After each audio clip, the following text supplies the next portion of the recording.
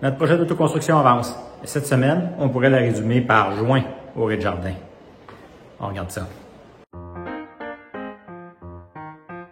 La semaine précédente, Nicolas avait continué l'application de la première couche de joint au rez-de-jardin. Il avait presque tout fait les joints à plat.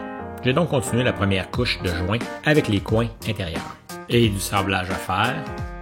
Et pour la deuxième et troisième couche, du composé à joint régulier et du sablage encore. Finalement, le sablage de finition. François utilise un bloc de sablage pour enlever les marques que laisse la sableuse électrique.